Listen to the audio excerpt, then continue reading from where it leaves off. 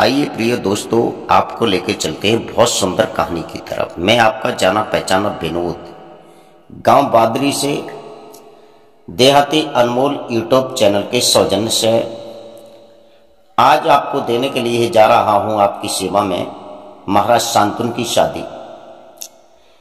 तो मैंने पहले वीडियो जो आपकी सेवा में दी हैं, जो गंगा पुत्र देवव्रत और योजन गंधा की प्रेम कहानी के बारे में, आज मैं देने के लिए जा रहा हूं महाराज शांतनु की शादी। तो आइए विस्तार में देखते हैं किस तरह से शादी होती है।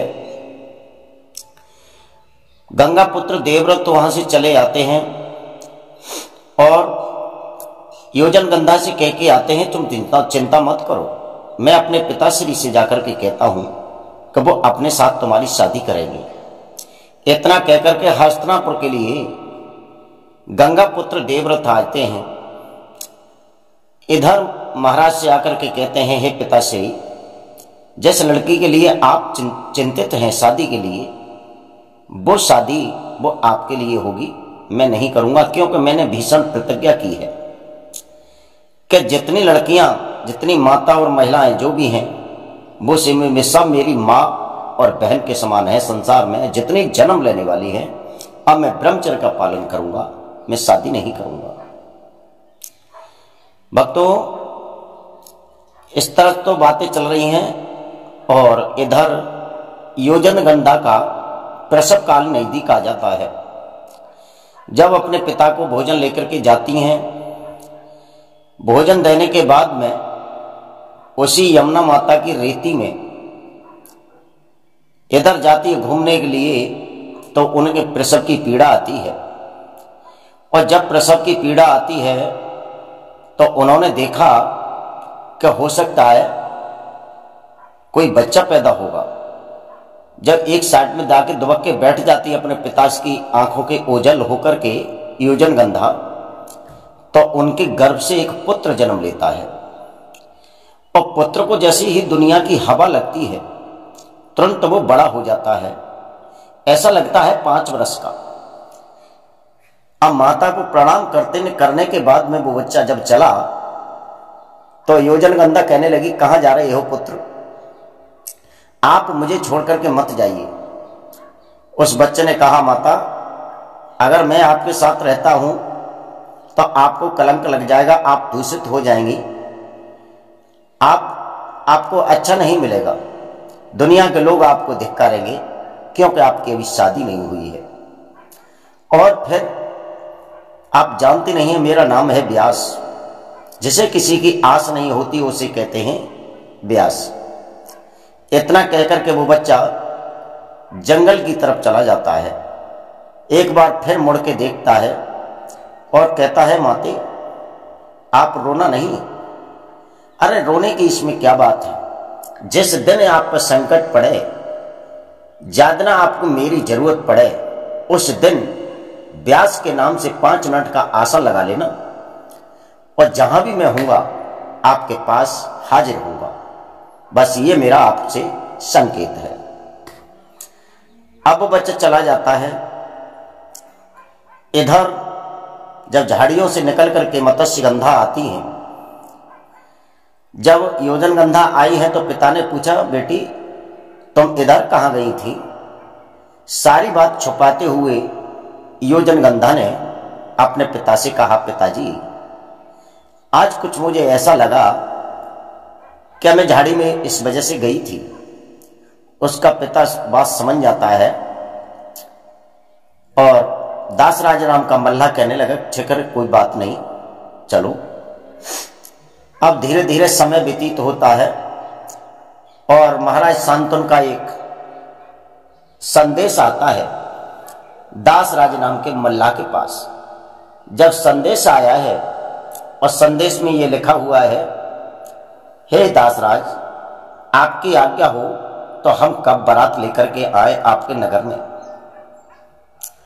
दासराज नाम के मल्लाह ने जब संदेश पढ़ा है, संदेश में उल्टा जवाब दिया कि हे हस्तिनापुर सम्राट महाराज शांतनु, आपके लिए मैं पुनः पुनः प्रणाम करता हूं। जब आपको जरूरत हो तब आपकी सेवा में हाजिर हूं, और जब चाहें तब मैं अपनी बेटी की शादी आपके साथ में कर दूंगा। वो संदेशा वापस लौट करके जाता है, राजदूत लेकर के जाता है। महाराज से कहता है, महाराज दासराज नाम के मल्लाह ने कह दिया है कि जब आपको जरूरत पड़े तब बारात लेकर के आ जाना।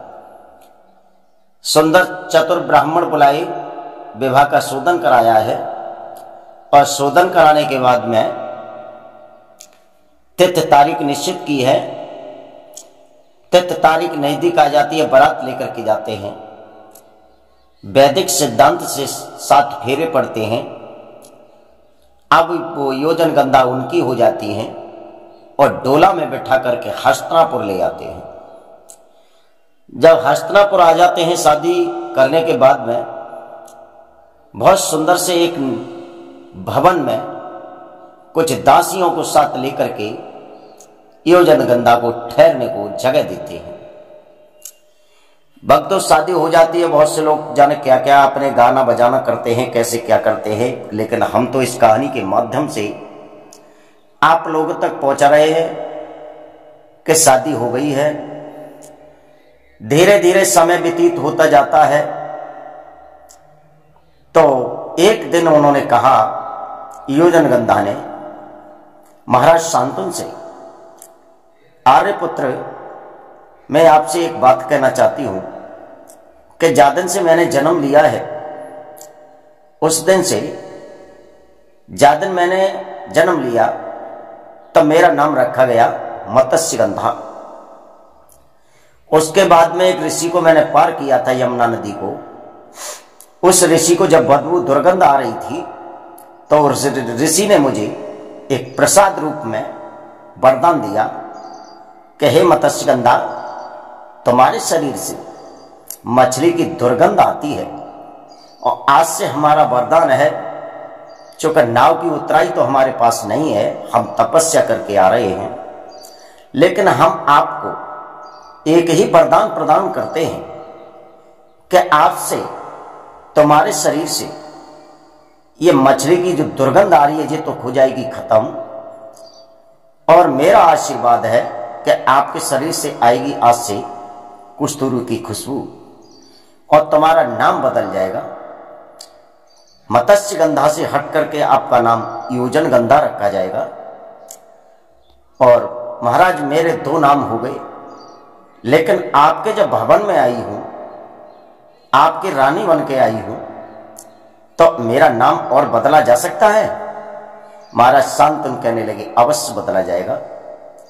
अब मत्स्यगंधा को हटा दो, योजन गंधा को हटा दो, अब तुम्हारा नाम मेरे नाम से जुड़ जाएगा। क्यों? कि आप सत्य की राह पर चले हैं। आपने जो भी किया, जैसा भी किया, किसी को इल्म हासिल नहीं होने दिया, किसी को पता नहीं लगने दिया। इस वजह से इस आपके सुंदर विचारों को देखते हुए मैं आपका नाम अपनी आत्मा से रखता हूं, सत्यवती। अब सत्यवती नाम रख जाता है। बहुत अच्छे समय आ गया महाराज का। महाराज जिस चीज को लालच थे, परेशान थे कि घर में रानी नहीं है, अब वो रानी बन जाती हैं, और महाराज शांतनु और सत्यवती का जोड़ा बड़ा प्यारा लगता है। धीरे धीरे समय व्यतीत होता है तो महाराज महारानी के 2 पुत्र जन्म लेते हैं। समय व्यतीत होने के बाद में चित्र विचित्रांगवीर, जिन्हें शुद्ध भाषा में कहते हैं चित्र विचित्र। अब चित्र विचित्र जब पैदा हो गए, इधर महाराज कुछ खस्ती अवस्था में हो गए। किसी बीमारी के चलते महाराज का देहांत हो जाता है। जब महाराज का देहांत हो गया, हस्तिनापुर की उस राजगद्दी पर बैठने वाला कोई नहीं था। सत्यवती ने पितामह भीष्म से कहा, हे पुत्र, इस गद्दी को आप संभालो और इस गद्दी पर आप बैठो। पितामह भीष्म कहने लगे, माते, मैं इस गद्दी पर नहीं बैठ सकता हूं। क्यों? कि मैंने ये प्रण किया है तुम्हारे पिताश्री से कि ना तो मैं राजगद्दी पे बैठूंगा और ना ही अपने जीवन में शादी करूंगा। मेरी प्रतिज्ञा भंग हो जाएगी, क्योंकि ये भक्त वंश हमारा विशेष प्रबल है कि प्रतिज्ञा करने में मैं अपने भक्त वंश की प्रतिज्ञा को नहीं तोड़ सकता। आप ही बैठिए माते। सत्यवती ही बैठ जाती हैं। अब सत्यवती हस्तिनापुर का शासन करती है। इधर चित्र विचित्र बड़े हो जाते हैं, शादी लायक हो जाते हैं। एक दिन सत्यवती कहने लगी, आ बेटे भीष्म, तुम्हारे दो भाई शादी के लिए हैं, इनकी शादी कर दो, कहीं से इनकी शादी करवा दो। तो भक्तों, मैं आपको बताऊं अपनी वाणी में, काशी का राजा था जिसकी 3 पुत्री थी, अंबा, अंबालिका, अंबिका। पितामह भीष्म कहने लगे हैं, माते एक संदेश मेरे पास आया है। आज से करीब 25 दिन बाद एक स्वयंवर होने जा रहा है काशी में। अगर आपकी आज्ञा हो तो मैं उस स्वयंवर को जीत करके लाऊंगा। और उस संदेश में यह लिखा हुआ है कि जो प्रतियोगिता में जीत जाएगा राजकुमार, काशी नरेश ने कह दिया कि जो प्रतियोगिता में जीत जाएगा राजकुमार, मैं अपनी 3 पुत्रियों की शादी, 3 बेटियों की शादी उस राजकुमार के साथ में कर दूंगा। सत्यवती कहने लगी हैं, राजकुमारियों के नाम क्या हैं? पितामह भीष्म उस संदेश को पढ़ते हुए कहने लगे, माते राजकुमारियों का नाम है अंबा, अंबालिका और अंबिका। सत्यवती ने कह दिया, तो ठीक है, 3 पुत्रियों का आप क्या करेंगे? आप 2 पुत्रियों का वर्ण करके लाइए। पितामह भीष्म जाते हैं। जब टाइम नजदीक आ जाता है, वहां जाकर के मीन को मार देते हैं। और जब मीन मार दिया है तो 3 काशी नरेश की पुत्रियां आ जाती हैं और हस्तिनापुर नरेश पितामह भीष्म से कहती हैं, आप कहां के हैं राजकुमार? कहने लगे, हम हस्तिनापुर के हैं। मेरा नाम गंगा पुत्र देवव्रत है, मैं गंगा का बेटा हूं। 3 राजकुमारी कहने लगी, तो हमें लेके चलो। अब 3 राजकुमारियों को लेकर के आए हैं। जब हस्तिनापुर में आए तो 2 तो चित्र विचित्र को सौंप दी। अब एक बची अंबालिका। अंबालिका कहने लगी, तुम मेरे साथ वर्ण करो। पितामह भीष्म कहने लगे, मैं नहीं कर सकता, तुम अपने पिता के पास चली जाओ।